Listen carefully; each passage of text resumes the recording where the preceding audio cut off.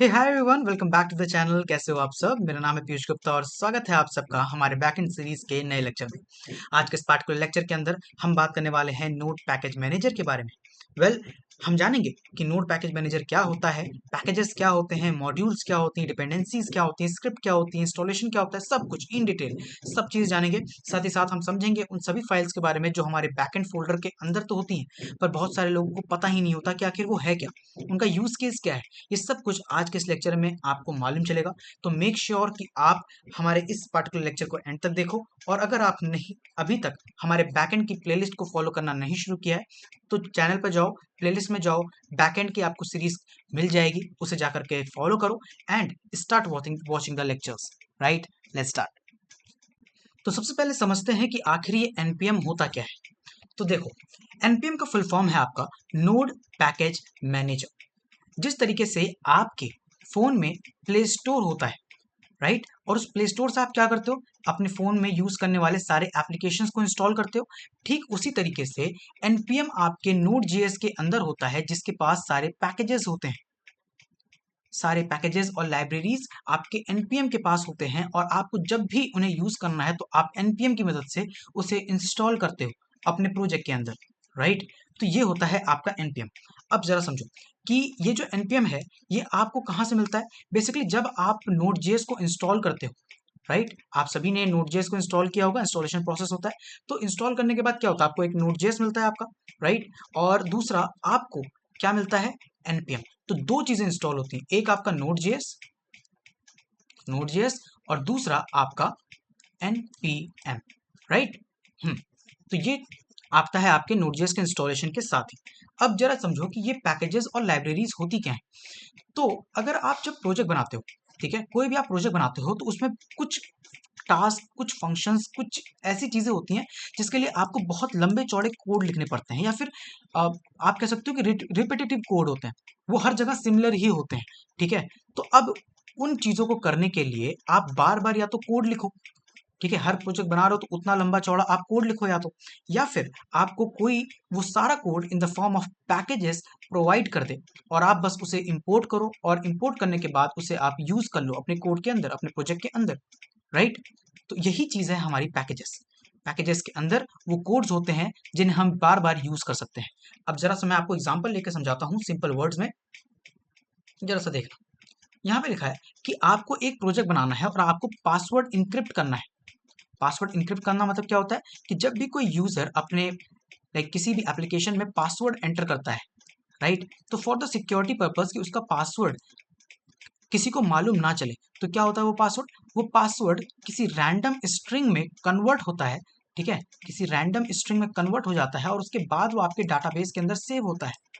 Right, तो अब ये जो पासवर्ड है आपका, इसका रैंडम स्ट्रिंग में कन्वर्ट होना और बाद में वो डाटाबेस के अंदर जाना, तो यहाँ पे ये जो प्रोसेस है, इसे करने के लिए हमें क्या करना पड़ता है, हमें हैशिंग नाम का एक प्रोसेस है उसे करना पड़ता है। अब वो चीज़ करने के लिए लंबा चौड़ा कोड लिखना पड़ेगा, बट क्यों लिखें, वो काम हमारा क्या कर देता है, सिंपली एक bcrypt नाम का पैकेज आता है, वो कर देता है। ये क्या करता है, आपके पासवर्ड को रैंडम स्ट्रिंग या कोई भी इनपुट आप इसे दोगे उसे रैंडम स्ट्रिंग में कन्वर्ट करके भेज देता है डाटाबेस के पास। मतलब डाटाबेस के पास तो आप भेजोगे बट वो कन्वर्ट कर देता है। तो इसलिए अगर हमें इसे यूज करना है bcrypt को, तो हम क्या करते हैं, हम सिंपली npm install bcrypt लिखते हैं और वो क्या हो जाता है, रेडी टू मेट हमारे प्रोजेक्ट के अंदर आ जाता है। ठीक है, इतनी चीज समझ में आई। तो ये बेसिक बेसिक सी डिफिनेशन थी कि that what is NPM and what are these packages and libraries. Got it. तो अब शुरुआत करते हैं इसके इंस्टॉलेशन पार्ट से कि कैसे इसको यूज करते हैं हमारे प्रोजेक्ट के अंदर। तो हम आ चुके हैं अपने विजुअल स्टूडियो कोड पे और सबसे पहले हम क्या करते हैं, हम हमारे बैकएंड को सेटअप करते हैं। तो हम क्रिएट करेंगे index.js और उसके बाद टर्मिनल पे जाएंगे, यहाँ लिखेंगे npm init-y, press enter and हमें हमारी पैकेज.json फाइल मिल गई। मैंने आपको बताया था पैकेज.json क्या होता है, ये हमारी कुंडली होती है प्रोजेक्ट की। इसके अंदर सारी जानकारी होती है वो सभी फाइल्स की जो हम इस्तेमाल कर रहे होते हैं, जो पैकेजेस इंस्टॉल कर रहे होते हैं, राइट, जो भी डिपेंडेंसीज होती हैं उन सब की जानकारी आपको यहाँ पे मिल जाती है। राइट, तो ठीक है। अब मान लो मेरे को क्या करना है, मेरे को एक फंक्शन डालना है अपने प्रोजेक्ट के अंदर, जो कि है कि मैं कुछ टेक्स्ट लिखूं और वो स्पीच में कन्वर्ट हो जाए। अब ऐसा कुछ फंक्शनैलिटी बनाने के लिए अगर मैं कोड करने चलूंगा तो शायद मुझे बहुत लंबा समय लग जाएगा, राइट, बट ये काम npm आसान कर देता है। राइट। तो कैसे करते हैं आओ देखते हैं। तो सबसे पहले जाएंगे हम ब्राउजर के ऊपर, और ब्राउजर पे npm होता है, मैं यहाँ पे शुरुआत से आपको दिखाता हूँ। तो हम क्या करते हैं, npm सर्च करते हैं ब्राउजर पे, और यहाँ पर टॉप पे आपको npm मिलेगा, इसके ऊपर से क्लिक करो, और ये npm की वेबसाइट है, राइट। यहाँ पे सारे वो जो पैकेजेस और सारे लाइब्रेरीज जो हैं उनका इन्फॉर्मेशन आपको यहीं पर मिल जाएगा। तो लेट्स से मुझे यूज करना है टेक्स्ट टू स्पीच वाला, तो उसकी उस पैकेज का नाम होता है एक्सेसिबिलिटी, राइट। तो मैं यहाँ पे लिख देता हूँ एक्सेसिबिलिटी, राइट। और इसे मैं प्रेस एंटर करूंगा, सर्च करता हूँ, मे बी स्पेलिंग सही हो, नहीं स्पेलिंग में शायद गलती है, दोबारा सर्च करते हैं, and yes you can see on the top ये पैकेज मेरे सामने आ गया। यहाँ नीचे जो कुछ भी दिख रहा है ये सारे पैकेजेस हैं, ये सब अलग अलग तरह के पैकेजेस हैं, बट जो मोस्ट कॉमन यूज होते हैं हम उन्हें बता रहे हैं, राइट। तो ये आपका एक्सेसिबिलिटी है, एंड ये टेक्स्ट टू स्पीच करने के लिए काम आता है, और ये उसकी सारी इन्फॉर्मेशन है। तो ऐसा नहीं है कि मुझे सारे पैकेजेस के बारे में जानकारी होती है, बट जो भी मुझे यूज़ करना है, जो जिसके बारे में मुझे जानकारी चाहिए, मैं सिंपली npm पे आता हूँ, उसकी डॉक्यूमेंटेशन मुझे यहाँ मिल जाती है, उसको सिंपली आप रीड कर लो लाइक दिस। यहाँ पे देखो सारी इन्फॉर्मेशन दी है, कैसे कैसे इसका यूज़ करते हैं, राइट। और उसे अपने प्रोजेक्ट के अंदर लाना है, तो यहाँ पर मेथड लिखा है, that is npm install accessibility, right. तो ये तरीका होता है। अब जरा सा नोट्स पे जाते हैं, उसके बाद यहाँ पे आते हैं। तो नोट्स हमारे ये रहे। अब यहाँ पे देखो यही लिखा है इंस्टॉलिंग पैकेजेस। तो कैसे इंस्टॉल करते हैं, तो दो तरह के होते हैं, एक होता है लोकल इंस्टॉल, एक होता है ग्लोबल इंस्टॉल। लोकल इंस्टॉल क्या करता है, लोकल इंस्टॉल जब आप करते हो तो पैकेजेस क्या होते हैं आपके, सिर्फ आपके जो पैकेजेस हैं वो सिर्फ आपके जो पार्टिकुलर प्रोजेक्ट आपने बना रहे हो, ठीक है, उसके अंदर ही होता है उसका यूज, ठीक है। अगर किसी दूसरे प्रोजेक्ट के अंदर जा करके उस पार्टिकुलर पैकेज को यूज करने की कोशिश करोगे तो नहीं, वो कभी भी यूज में नहीं आएगा, राइट। तो ये होता है आपका लोकल इंस्टॉल। अब जरा समझना कि पैकेज सिर्फ करंट प्रोजेक्ट के लिए इंस्टॉल होता है, यहाँ पे लिखा हुआ है, और नोड मॉड्यूल्स फोल्डर के अंदर जाता है, पैकेज और जेसन के अंदर एंट्री हो जाती है, ये चीज़ें हम समझेंगे। तरीका क्या होता है, npm इंस्टॉल और फिर पैकेज का नेम, राइट। तो टर्मिनल के अंदर जाओ, और यहाँ पर सर्च नहीं मतलब लिखेंगे हम npm इंस्टॉल, और पैकेज का जो नेम था हमारा उसका नाम लिखते हैं। अब जरा समझना, ये इंस्टॉल आपको जरूरी नहीं कि हर बार आप लिखो, राइट। इंस्टॉल की जगह आप आई भी लिख सकते हो, जैसे कि मैं इंस्टॉल हटाता हूँ, यहाँ पे सिर्फ आई लिखता हूँ, तो ये भी वही काम करेगा, इंस्टॉल ही होता है इसका मतलब, ठीक है। चलो, तो यहाँ पे हमने जो कॉपी किया था उसे पेस्ट करते हैं, npm install accessibility the package. इसे जब हम प्रेस एंटर करेंगे तो यहाँ पे इंस्टॉलेशन का प्रोसेस स्टार्ट हो जाएगा, देखो हो गया ना, और हमारा पैकेज जो है इंस्टॉल हो गया और हमारे प्रोजेक्ट के अंदर आ गया। अब आप अपनी पैकेज डॉट जेसन फाइल के अंदर दोबारा जाओगे अगर, तो देखो यहाँ पर एक्सेसिबिलिटी ऐड हो गई है, राइट, और उसका यहाँ पे वर्जन लिखा हुआ है। तो ये तरीका होता है पैकेजेस को इंस्टॉल करने का। अब जरा सा नोट्स पे फिर जाते हैं और थोड़ा सा नीचे आएंगे, तो ग्लोबल इंस्टॉल, जब हमें ग्लोबल इंस्टॉल किसी चीज़ को करना हो तो बस वहाँ पे क्या करते हैं हम, npm इंस्टॉल तो करते हैं पर आगे -g लगा देते हैं, राइट। तो ये क्या होता है, इससे इससे आपका जो पैकेज है वो पूरे सिस्टम में आप कहीं भी यूज़ कर सकते हो, यानी किसी भी प्रोजेक्ट के अंदर आप इसे यूज़ कर सकते हो, ठीक है। तो यस, अब हमें लगता है इतनी बातें तो समझ में आ गई होंगी, राइट। चलो ठीक है, अब आगे बढ़ते हैं।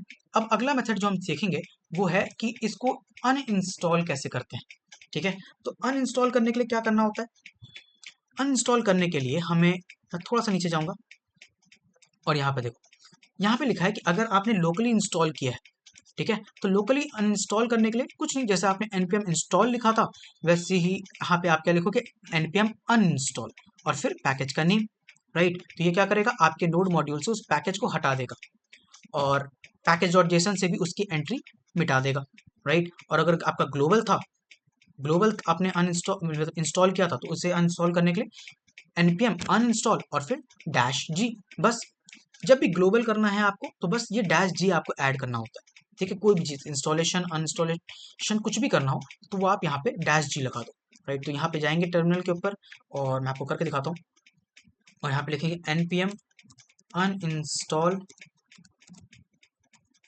उसके बाद एक्सेसिबिलिटी, राइट, लाइक दिस, और प्रेस एंटर, एंड यस। अब आप जाओ अपने पैकेज डॉट जेसन के अंदर और देखो आपकी डिपेंडेंसीज यहाँ से रिमूव हो गई हैं, राइट। तो अब आपका जो क्या कहते हैं, आपका जो पैकेज था एक्सेसिबिलिटी वो हट गया आपके प्रोजेक्ट से, ठीक है। तो इतनी चीज़ समझ में आई कि कैसे करते हैं हम अपने पैकेजेस को इंस्टॉल और अनइंस्टॉल, राइट। अब थोड़ा सा वर्जन के बारे में जानते हैं। तो कोई भी पैकेज जो आप इंस्टॉल कर रहे हो उसके कई सारे वर्जन होते हैं। जैसे कि यहाँ पे आओ, तो ये देख रहे हो, राइट, ये आपका पैकेज था एक्सेसिबिलिटी। इसका यहाँ पे आपको 81 वर्जन्स मिलेंगे, ठीक है। तो हर बार कुछ ना कुछ नया अपडेट होता रहता है, राइट। तो ये वर्जन है आपके। तो जब भी आप npm इंस्टॉल करते हो और फिर पैकेज का नाम लिखते हो, तो उससे क्या होता है कि आपका जो सबसे लेटेस्ट वर्जन होता है ना, वो इंस्टॉल होता है। बट लेट्स से कि मेरे को पुराना कोई वर्जन इंस्टॉल करना है। अब आप कहोगे भैया कि पुराना वर्जन क्यों इंस्टॉल कर रहे हो, जब नया है तो नया ही इस्तेमाल करते हैं। मैं कहा हाँ बिल्कुल सही बात है, बट क्या होता है कि कई बार हमारा सिस्टम कंपैटिबल नहीं होता या कोई प्रॉब्लम होती है जिसमें जो नया वर्जन है वो चल नहीं पाता सही से हमारे सिस्टम के ऊपर। तो उस टाइम हम देखते हैं कि कौन सा हमारा पुराना वर्जन सबसे सही चल रहा था, तो हम उसे ही इंस्टॉल कर लेते हैं, राइट। तो यहाँ पे बेसिकली आपकी इन्फॉर्मेशन लिखी है कि कौन कौन से वर्जन है ये। देखो सारे पुराने वर्जन्स के बारे में लिखा हुआ है, ठीक है।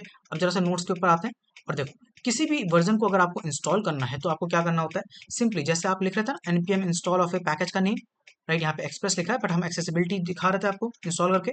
उसके बाद जब आपको पार्टिकुलर वर्जन करना है तो @ लगाओ, और @ लगाने के बाद उस वर्जन का आप क्या करो, नाम लिख दो, राइट। जैसे लेट्स से मुझे करना है 5.0.6, राइट। तो मैं यहाँ पे क्या करता हूँ, मैं जाऊँगा यहाँ पे टर्मिनल पे और npm इंस्टॉल एक्सेसिबिलिटी मैंने करा। यहाँ पे @ लगाओ एक्सेसिबिलिटी के बाद, और यहाँ पर जो भी आपका वर्जन है जैसे कि 5.0.4, तो लिख दो 5.0.4 एंड प्रेस एंटर। तो अब देखना, अब पैकेज और जेसन के अंदर हम जब जाएंगे, ठीक है, तो यहाँ पर जो हमारा एक्सेसिबिलिटी इंस्टॉल हुआ है उसका वर्जन देखो क्या है, 5.0.4। So this is how we install the specific version of a particular package, right. तो इतनी चीज समझ में आ गई। चलो आगे बढ़ते हैं। अब देखो इसके अंदर कुछ और चीजें जानने की जरूरत है। पहली चीज तो ये है कि लेट से आप कोई पैकेज इंस्टॉल कर रहे हो तो बाय डिफॉल्ट वो लेटेस्ट वर्जन से ही होगा, बट इन केस नहीं हो रहा तो आप @latest भी लगा सकते हो। इससे क्या होता है कि जो सबसे लेटेस्ट वर्जन आया है वही इंस्टॉल होगा, ठीक है। ओके, अब जरा देखना, अब वर्जन रेंज। अब जब यहाँ पे आप जो देख रहे हो ना, भाई वर्जन तो मेरा 5.0.4 था, बट उसके आगे ये क्या लगा हुआ है, ये क्या है, ये समझने के लिए आओ देखते हैं। तो वर्जन रेंजेस में हमारे पास ये एक साइन होता है और एक ये साइन होता है, ठीक है। अब इसको कहते क्या है, इसको हम कहते हैं कैरेट और इसे हम कहते हैं टिल्ड, राइट। इसे हम कहते हैं टिल्ड। अब ये होते क्या है जरा समझना।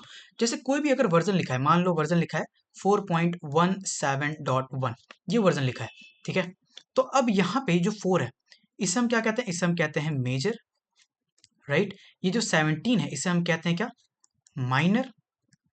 और ये जो लास्ट में डॉट, जो 2 डॉट है ना यहाँ पे, और जो लास्ट डॉट के बाद होता है इसे हम कहते हैं पैच, ठीक है। तो ये क्या होते हैं, ये वर्जन्स के अपडेट्स हैं। जैसे कि मान लो ये आपका मेजर वर्जन है, 4th मेजर वर्जन है, और इस पार्टिकुलर वर्जन के अंदर अगर आपके कोई छोटे छोटे माइनर अपडेट्स हो रहे हैं, कोई पैचेस नए आ रहे हैं, तो वो यहाँ पे अपडेट होते रहते हैं। लाइक कोई माइनर अपडेट हुआ 4th मेजर वर्जन के अंदर, तो यहाँ पर 17 को हटा करके हम फिर जब नया वर्जन लाते हैं उसे 18 कह देते हैं। तो ये क्या हो जाता है 4.18.1, लाइक दिस, ठीक है। तो इतनी चीज समझ में आई कि जो भी वर्जन है हमारा मेंशन है वो कितने टुकड़े में बटा है, वो 3 टुकड़े में बटा है, मेजर माइनर पैच। अब जरा समझते हैं आगे की चीजें। देखो जरा ध्यान से, जो कैरेट जब लगा हुआ आगे तो इसका क्या मतलब होता है कि मेजर वर्जन फिक्स और minor and patch updates are allowed. यानी कि अगर किसी भी वर्जन के आगे आपका कैरेट लगा है जैसे कि 4.17.1, तो अगर इन दैट पार्टिकुलर केस अगर आपका 4 की जगह वर्जन आपका 5.1.7 हो जाएगा अगर फ्यूचर में उस पार्टिकुलर पैकेज का, तो क्या होगा, पुराना कोड हो सकता है ना चले, पुराना कोड हो सकता है ना चले। पर अगर कोई अपडेट आता है जिसमें 4.18.1 हो जाए या 4.19.2 हो जाए, 4.12.6 हो जाए, कुछ भी ऐसा हो जाए, तो ये सारी चलेंगे। तो यानी कैरेट जब लगा हो तो उसमें आपको ये समझने की जरूरत होती है कि मेजर वर्जन फिक्स है, अगर वो चेंज होता है तो देयर इज अ रिस्क कि आपका पुराना कोड ना काम करे। पर अगर आपका जो मेजर पोर्शन है, राइट, वर्जन का, वो अगर वैसा ही है और आगे की चीजें चेंज हो रही हैं, इन दैट पार्टिकुलर केस आप रिलैक्स रहो, आपका पुराना कोड भी साथ साथ वर्क करेगा। ठीक है, अगर पुराने वर्जन के साथ आपने कोड लिखा तो वो भी सही काम करेगा। तो यहाँ पे यही चीज लिखी हुई है दैट ये अलाउ करेगा क्या, 4.x.x वर्जन, राइट। तो बेसिकली आपका ये जो मेजर है ये बस सेम रहना चाहिए, ये चेंज भी हो जाएगा अगर, ठीक है, तो उससे कोई फर्क नहीं पड़ेगा, राइट। लेकिन अगर 5.x.x हुआ यानी 4 आपका चेंज हुआ तो वो क्या करेगा, ये इसे सपोर्ट नहीं करेगा, राइट। ये इसके सारे वर्जन को इंस्टॉल नहीं करेगा, ठीक है। तो वो रिस्क आ सकता है, इसीलिए हम कहते हैं कि हमारे पास ये जब कैरेट होता है तो ज़्यादा आसानी होती है, ज़्यादा बेहतर होता है। दूसरी चीज़ क्या होती है, टिल्ड। टिल्ड क्या होता है, इसमें आपके मेजर और माइनर फिक्स होते हैं, लेकिन पैचेस के जो अपडेट्स हैं, ठीक है, बस वो ही अलाउ किए जाते हैं, राइट। तो अगर आपके सामने ऐसे लिखा हुआ है, ठीक है, टिल्ड लगा हुआ है और उसके आगे 4.17.1 लिखा है, तो अगर इन केस आपका 4.18.1 भी हो जाता है तो तो क्या होगा, रिस्क होगा कि शायद वो सपोर्ट ना करे, ठीक है। लेकिन अगर 4.18.2 लिखा हुआ है तो ये क्या करता है, ये से भी सपोर्ट करेगा, ठीक है, ये सभी को सपोर्ट करेगा, 4.18.3 4.18.4 इन सबको सपोर्ट करेगा। क्यों, क्योंकि यहाँ पे पैच चेंज हो रहे हैं, मेजर और माइनर फिक्स है, ठीक है। तो बहुत ज़्यादा आपको इससे मतलब नहीं है, ठीक है, ज़्यादा परेशान मत हो कि ये क्या है, इसका क्या यूज़ आएगा, नहीं कोई यूज़ नहीं आएगा, बट क्योंकि आपके कोड के अंदर है और आप एक अच्छे डेवलपर भाई बन रहे हो हमारे कोर्स से, तो आपको पता होना चाहिए हर एक चीज़, ठीक है। दैट्स द रीज़न कि मैं आपको ये सब कुछ इतना डिटेल में बता रहा हूँ, अदरवाइज आप कोई भी कोर्स रिफर कर सकते हो, वहाँ पे कभी भी ये इतनी डिटेल में चीज़ें नहीं बताई जाती, राइट। चलो फर्दर आगे बढ़ेंगे, थोड़ा सा रेस कर देते हैं यहाँ पे चीज़ों को, राइट। चलो आगे बढ़ते हैं, आगे क्या जानेंगे कि अगर कोई सिंबल नहीं लगा है, राइट, अगर कोई सिंबल नहीं लगा, सिंपली बस ऐसे ही लिखा हुआ है 4.17.1 ऐसे ही लिख दिया है, तो इसका क्या मतलब है, ये एग्जैक्ट वर्जन ही इंस्टॉल होगा, राइट। आप कोई और कोई और भी वर्जन का कोड आप इसमें मेंशन करोगे या यूज करोगे तो ये सपोर्ट नहीं करेगा, ठीक है। तो अगर 4.17.2 भी हो गया, 4.18.3 भी हो गया है, 5.18.2 कुछ भी हो गया, कुछ भी हो गया, एक्सेप्ट दिस 4.1.7 तो वो उसे सपोर्ट नहीं करेगा, ठीक है। तो इतनी सी बस बात है, राइट। तो ये तीन चीज़ें होती हैं, बस आपकी जानकारी के लिए मैंने आपको इससे भी रूबरू करा दिया, ठीक है। चलो आगे बढ़ते हैं, आगे बढ़ने के लिए अब हमें जानना है क्या कि अनइंस्टॉल हमने जान लिया, मैंने आपको बता दिया कि अनइंस्टॉल कैसे करते हैं, ग्लोबली भी मैंने आपको बता दिया कि अनइंस्टॉल कैसे करते हैं, राइट। अब हम नोड मॉड्यूल्स के बारे में जानकारी लेंगे, which is very important part of this particular lecture. तो नोड मॉड्यूल्स की डिफिनेशन क्या है, बेसिकली ये एक फोल्डर है जो npm इंस्टॉल करने के बाद प्रोजेक्ट के अंदर ऑटोमेटिकली बन जाता है। मैं समझाता हूँ क्या, जैसे कि मान लो मैं अपने यहाँ गया विजुअल स्टूडियो कोड पे, और यहाँ पे देख सकते हो आप टॉप पे एक नोड मॉड्यूल नाम का फोल्डर है, और इसके अंदर देखो कितनी सारी फाइल्स हैं, राइट। ये सब कुछ इसी के अंदर है जो आपको ढेर सारा दिख रहा है यहाँ पे, राइट। तो ये है क्या मुझे ये सब कुछ याद करने की जरूरत है, मैं क्या नहीं, मैं समझाता हूँ ये क्या है। बेसिकली मैं क्या करता हूँ, एक काम करता हूँ, यहाँ पे सारी मैं फाइल जितनी है ना सबको एक बार अनइंस्टॉल करता हूँ, अनइंस्टॉल सॉरी डिलीट करता हूँ, राइट। और यहाँ पर मैं क्या करता हूँ, क्लियर करता हूँ इसे, और यहाँ पे मैं दोबारा से index.js फाइल बनाऊंगा, index.js फाइल बनाऊंगा, और यहाँ पे लिखूंगा npm int -y, ठीक है। जब मैं अपने पैकेज को सॉरी बैकएंड को इनिशिएट करता हूँ तो उस पार्टिकुलर केस में सबसे पहली फाइल क्या आती है हमारे पास, package.json आती है। लेकिन जब भी आप npm इंस्टॉल करते हो, जब आप कोई भी पैकेज इंस्टॉल करते हो, तब आपके पास नोड मॉड्यूल्स नाम का फोल्डर आता है, ठीक है। तो मैं अगर यहाँ पे सिंपल सा लिख के दिखाता हूँ आपको, npm इंस्टॉल, और इस बार एक्सप्रेस करते हैं, ठीक है, तब से आप एक्सप्रेस देख रहे हो, बार बार हम एक्सप्रेस करते हैं। तो npm इंस्टॉल एक्सप्रेस और प्रेस एंटर कर। अब जरा ध्यान से देखना यहाँ पे, राइट, देखना यहाँ पे पैकेज हमारा इंस्टॉल हो रहा है, और होते ही यहाँ पे देखो क्या हो गया, हमारे पास नोड मॉड्यूल्स नाम का एक फोल्डर आ गया, और इसके अंदर क्या है, ढेर सारी फाइलें, ठीक है, ढेर सारी फाइल्स। अब ये फाइल्स क्या है, इन्हें खोल खोल के पढ़ना है क्या, इन्हें कोड करना है क्या, मैं कहा नहीं, घबराना नहीं है। डिफिनेशन पे आते हैं, नोड मॉड्यूल्स क्या होता है, ये एक फोल्डर होता है, ठीक है, जो npm इंस्टॉल करने के बाद प्रोजेक्ट के अंदर ऑटोमेटिकली बन जाता है। और इसके अंदर क्या होता है, बेसिकली इसके अंदर प्रोजेक्ट के सारे पैकेजेस और उसकी डिपेंडेंसीज स्टोर होती हैं। समझे बात को भाई, मैं एक पैकेज इंस्टॉल कर रहा हूँ, ठीक है, मैं अपने सिस्टम में अपने प्रोजेक्ट के अंदर कुछ तो इंस्टॉल कर रहा हूँ, और जब मैं उसे इंस्टॉल कर रहा हूँ तो मुझे एक बात बताओ कि वो इंस्टॉल हुई चीज कहीं तो होगी, राइट। कहीं तो वो स्टोर होगी, कहीं तो दिखेगी, वो यहीं दिखेगी इस नोड मॉड्यूल्स फोल्डर के अंदर। यहाँ पे वो सब चीजें हैं। मैं अगर अब आप कहोगे भैया आपने तो सिर्फ एक्सप्रेस इंस्टॉल किया था, ये इतना सब कुछ कैसे हो गया? अगर वो भी बताएंगे, पर ये बात समझो कि जब भी आप npm इंस्टॉल कोई भी पैकेज करते हो तो उससे रिलेटेड सारे पैकेजेस, डिपेंडेंसीज और जो कुछ भी रिक्वायर्ड है वो सब कुछ कहाँ जाता है? इस नोड मॉड्यूल फोल्डर के अंदर आ जाता है, राइट?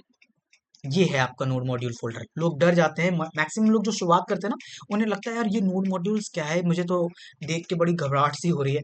बट इतना कुछ बड़ा नहीं है, ठीक है? बस इतना ही है, जब आप पैकेज इंस्टॉल करोगे तो एक फोल्डर के अंदर उसके सारे जो भी पैकेज आपने इंस्टॉल किया वो पैकेज और उसकी सारी डिपेंडेंसी सब कुछ उसके अंदर स्टोर हो जाएगा, राइट? तो यहाँ पर क्या है, बेसिकली एक वेयर हाउस है जहाँ तुम्हारे प्रोजेक्ट के लिए सारे जरूरी रेडीमेड टूल्स रखे होते हैं, राइट? रेडीमेड टूल सारे आपके वहां अवेलेबल हैं उस पार्टिकुलर पैकेज से रिलेटेड जो आपने इंस्टॉल किया है, ठीक है? अब जरा सा कुछ और समझते हैं, डिपेंडेंसी का चेन रिएक्शन समझते हैं थोड़ा सा। तो बेसिकली क्या है कि जब मैंने npm इंस्टॉल एक्सप्रेस लिखा तो क्या हुआ, सिर्फ एक्सप्रेस इंस्टॉल नहीं हुआ, एक्सप्रेस के साथ बहुत सारे छोटे छोटे पैकेजेस भी इंस्टॉल हुए। बात समझो, एक्सप्रेस एक क्या है? एक्सप्रेस एक बड़ा पैकेज है, ठीक है? एक बड़ा पैकेज है हमारा। तो जब ये बड़ा पैकेज है तो इसको वर्क करने के लिए भी तो कुछ पैकेजेस की सपोर्ट की जरूरत पड़ती होगी।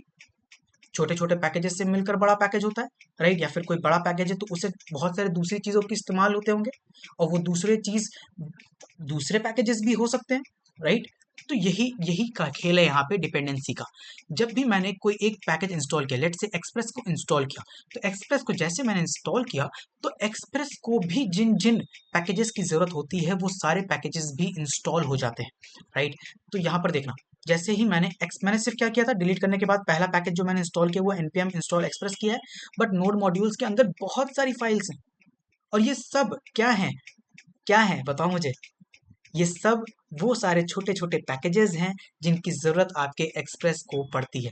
ये कुकी देख रहे हो, कुकी, इसकी ज़रूरत पड़ती है, ठीक है? बॉडी पार्सर यहाँ पे है, बॉडी पार्सर, इसकी ज़रूरत इसे पड़ती है, राइट? तो ये सारे वो पैकेजेस हैं जो साथ में इंस्टॉल, तो इसीलिए ये नोड मॉड्यूल फोल्डर इतना बड़ा हो जाता है। ज़रूरत मुझे सिर्फ एक्सप्रेस की थी, लेकिन एक्सप्रेस के साथ मुझे वो हर एक पैकेज मिल गया मेरे फोल्डर के अंदर, मेरे प्रोजेक्ट के अंदर, जो सपोर्ट करेगा एक्सप्रेस को वर्क करने के लिए, right? So that's the reason कि नोड मॉड्यूल फोल्डर इतना बड़ा होता है। Got it? तो इतना ही था, ठीक है? यहाँ पे लिखा हुआ है कि इसीलिए नोड मॉड्यूल फोल्डर इतना बड़ा दिखाई देता है। बात समझ में आ गई?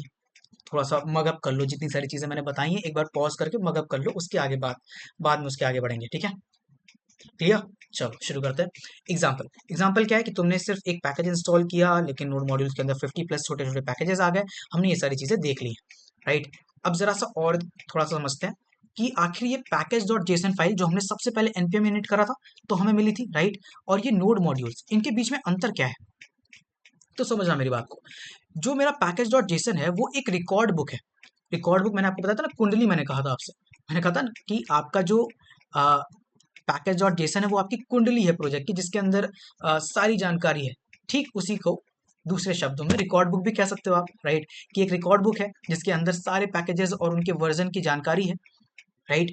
तो हमें ये पैकेज डॉट जेसन जब हम खोलेंगे तो हमें ये मालूम चल जाएगा कि इस प्रोजेक्ट को बनाने के लिए किन किन पैकेजेस का इस्तेमाल किया गया है, उन्हें इंस्टॉल किया गया है, कौन सा वर्जन इंस्टॉल किया गया है। ये सारी सारी जानकारी हमें पैकेज डॉट जेसन के अंदर मिल जा रही है, लेकिन इसके अंदर क्या है, सिर्फ जानकारी है, राइट? सिर्फ जानकारी है और कुछ नहीं है, ठीक है? अब नोड मॉड्यूल्स के अंदर क्या है, नोड मॉड्यूल्स के अंदर जिन पैकेजेस की जानकारी आपके पैकेज डॉट जेसन फाइल के अंदर थी उनकी फिजिकल फाइल और कोड है, राइट? यानी नोड मॉड्यूल्स वो एक्चुअल सारी फाइल्स और कोड को स्टोर करके रख रहा है जो रन टाइम पे यूज हो रहे हैं, ठीक है? तो पैकेज डॉट जेसन क्या था, वो सिर्फ उन सारे उस पैकेज की जानकारी थी जिसे हमने इंस्टॉल किया था, और नोड मॉड्यूल्स क्या है, उस पैकेज के सारे कोड और फिजिकल फाइल जो रिक्वायर्ड है उन सबका स्टोरेज है, ठीक है?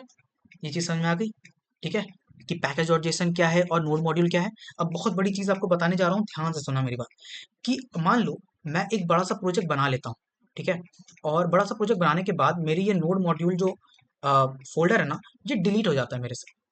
तो अब क्या होगा, भैया अब तो दिक्कत हो जाएगी, अब तो खत्म हो गया सारा प्रोजेक्ट आपका, क्योंकि सारे आपके जो पैकेजेस हैं वो तो गायब हो गए, अब क्या करोगे? मैं कहा कुछ नहीं हुआ। मैं कहा कुछ नहीं हुआ भाई। आप अगर गिटहब गिटहब के बारे में जानते हो, नहीं जानते तो जान जाओगे फ्यूचर में, या फिर हमारा लेक्चर है ऑलरेडी, जाके उसे देख लो। ठीक है, तो गिटहब के अंदर जब भी आप अपने कोड को पुश करते हो तो वहां पर आप नोड मॉड्यूल फाइल को भेजते ही नहीं हो। नोड मॉड्यूल फाइल जो है वो काफी हैवी होती है, क्योंकि इतने सारे फाइल्स होते हैं, इतने सारे जो कोड होते हैं उसके अंदर, तो बहुत हैवी होती है। तो उतना सारा कुछ हम नहीं भेजते।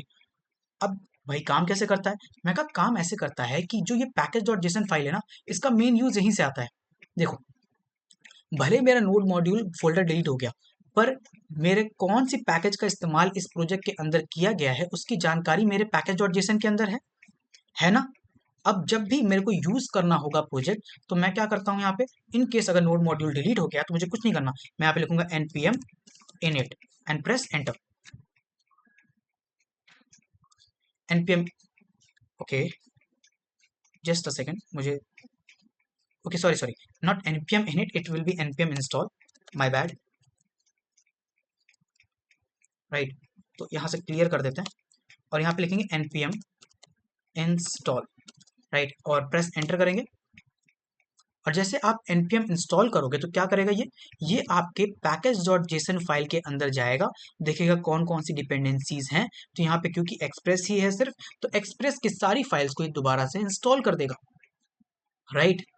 तो यही तरीका होता है। समझ गए बात को? समझ गए बात को?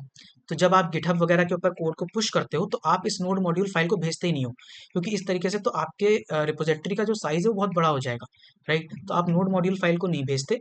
और इस तो और जब वो गिटहब पे चला जाता है और दोबारा आपको यूज करना है, तो जब आप उसे क्लोन करते हो तो आप बस क्या करते हो, बुला लेते हो, तब उसमें नोड मॉड्यूल फाइल तो होती नहीं है, तो आप सिंपली बुलाने के बाद npm इंस्टॉल दोबारा लिख करके एंटर मार देते हो, और जितने पैकेजेस आपके प्रोजेक्ट में यूज हुए होते हैं उन सब की जानकारी, क्योंकि आपके पैकेज और जेसन फाइल के अंदर है, तो वो सब आपके इस फोल्डर के अंदर दोबारा से आ जाता है, राइट। यानी नोड मॉड्यूल फोल्डर आपका दोबारा से तैयार हो जाता है। सो this is the complete case कि कैसे आपका पैकेज और जेसन काम करता है और आपका नोड मॉड्यूल काम करता है, राइट। आई होप आपको सब कुछ इन शॉर्ट, शॉर्ट में तो नहीं, हमने काफ़ी डिटेल में बात करी है, इन डिटेल समझ में आ गया होगा, राइट। तो आ गया तो क्या करना है, सिंपली लाइक करना है भाई, और क्या करना है। समझ में आ गया? चलो ठीक है, लाइक कर दो फटाक से। और हम आगे बढ़ेंगे, आगे बढ़ेंगे और आगे हम जानेंगे क्या, कि हम क्यों नहीं नोड मॉड्यूल्स को गिटहब पे पुश करते। जैसे मैंने आपको बताया था कि ये बहुत बड़ा होता है, यानी 100 ऑफ MBs का होता है ये, राइट। और हर एक सिस्टम में इजीली रिक्रिएट किया जा सकता है, बस हमें क्या करना होता है, npm इंस्टॉल करना होता है, राइट। तो जब भी, एक बात समझो, कि जब भी मैं अपने प्रोजेक्ट को गिटहब पे पुश करूंगा, गिटहब पे पुश करूंगा, तो मैं गिट तो क्या करता हूँ, मैं अब एक मैं क्या करता हूँ, मैं एक फाइल बना लेता हूँ जिसका नाम होता है डॉट गिट इग्नोर। ये इस लेक्चर का पार्ट नहीं है, बट फिर भी बता दे रहा हूँ। गिट इग्नोर बनाया और इसके अंदर मैं नोड मॉड्यूल्स को मेंशन कर देता हूँ, ठीक है। तो इसलिए गिट इग्नोर फाइल में ऑलवेज हम इसे क्या करते हैं, ऐड कर देते हैं अपने नोड मॉड्यूल्स को। तो उससे क्या होता है, जस्ट अ सेकेंड, उससे, हाँ, उससे क्या होता है कि हमारी नोड मॉड्यूल फाइल गिटहब पर पुश नहीं होती, बाकी सारी फाइल्स क्या होती हैं, गिटहब पे पुश हो जाती हैं, ठीक है। ठीक है भाई, इतनी बात मुझे समझ में आ गई। अब आगे बढ़ते हैं, अब समझते हैं कि ये डेव डिपेंडेंसीज क्या होती हैं। तो डेव डिपेंडेंसीज क्या होती हैं, ये आपके दो टाइप के होते हैं। पहली बात तो ये आपके नॉर्मल और डेव डिपेंडेंसी ये होती है, ठीक है। तो अब इसके अंदर बात समझना कि आपका जो कोड है, आपका जो प्रोजेक्ट है, बेसिकली वो दो स्टेट में होता है, एक आपका डेवलपमेंट, एक आपका प्रोडक्शन। डेवलपमेंट क्या है, जब आप उसे कोड कर रहे हो, डेवलप कर रहे हो। दूसरा आपका जब वो चल जा रहा है तो वो प्रोडक्शन के केस में हो जाता है, राइट। तो बेसिकली अब आपके जो पैकेजेस होते हैं, राइट, तो अब उन पैकेजेस को आप कैटेगराइज कर सकते हो इसकी मदद से, कि जो भी पैकेजेस आपके प्रोडक्शन में रिक्वायर्ड होते हैं, प्रोजेक्ट आपके प्रोजेक्ट को चलाने के लिए रिक्वायर्ड होते हैं, ठीक है, वो प्रॉपर काम कर रहा है वो उसके लिए, तो वो सारे किस में आते हैं, आपके नॉर्मल डिपेंडेंसीज के अंदर आते हैं। एग्जाम्पल के फॉर्म में, एग्जाम्पल के फॉर्म में आप समझ सकते हो, जैसे एक्सप्रेस, एक्सप्रेस, मोंगूज, ठीक है, एटसेट्रा। ये सब क्या है आपके, ये सब जरूरी हैं आपके ऐप के वर्किंग के लिए, आपके ऐप के वर्किंग के लिए इनकी जरूरत है ही है। तो ये दोनों क्या है, ये दोनों आपके नॉर्मल डिपेंडेंसीज हैं। इन्हें कैसे डिनोट किया जाता है, सिर्फ ऐसे, देख रहे हो यहाँ पे जो लिखा है, डिपेंडेंसीज, राइट। और दूसरी क्या होती है, डेव डिपेंडेंसीज। डेव डिपेंडेंसीज कुछ इस तरीके से डिनोट करी जाती है, राइट। और ये क्या होती हैं, ये डेवलपमेंट के टाइम यूज करी जाती हैं, आप यूज करते हो, ठीक है। आप इसे यूज करते हो प्रोजेक्ट को डेवलप करने के लिए। जैसे इसमें से एक एग्जांपल मैं बता देता हूँ, जैसे nodemon, most most most important, right, dev dependency, इसका हम यूज करते हैं कॉन्टिन्यूसली। मैं समझाऊंगा कि इसे इंस्टॉल कैसे करते हैं और इसे यूज कैसे करते हैं, ये चीज अभी आप समझोगे, राइट। तो समझना बात को। तो नोडेमोन आपकी क्या है, डेव डिपेंडेंसी। ये कौन करता है, ये डेवलपर्स यूज करते हैं इन्हें प्रोजेक्ट बनाने के लिए, राइट। डेवलपमेंट फेज में इनका इस्तेमाल किया जाता है। तो अब जरा समझना बात को। मैं यहाँ पे जाता हूँ और यहाँ पे जाने के बाद जरा देखो, जब मैंने एक्सप्रेस इंस्टॉल किया था तो वो किसके अंदर आ रहा है, डिपेंडेंसीज के अंदर आ रहा है। मैंने क्या बताया था, एक्सप्रेस क्या है आपका, नॉर्मल डिपेंडेंसीज। तो ये किसके अंदर आएगा, इस डिपेंडेंसीज के अंदर। तो ये यहाँ है डिपेंडेंसीज के अंदर। अब अगर मैं यहाँ पे करता हूँ क्या, npm इंस्टॉल नोडेमोन, जैसे कि यहाँ पे जाओगे नीचे तो शायद मैंने बताया भी है, ठीक है, इंस्टॉल कैसे करते हैं, npm इंस्टॉल नोडेमोन। ये आगे सेव डेव लगा सकते हो, इससे क्या होता है कि वो सेव रहता है हमेशा, बट ठीक है, जरूरत भी नहीं पड़ेगी, हम वैसे भी लिख सकते हैं। तो npm इंस्टॉल नोडेमोन, राइट। अब मैं अगर इसे इंस्टॉल करता हूं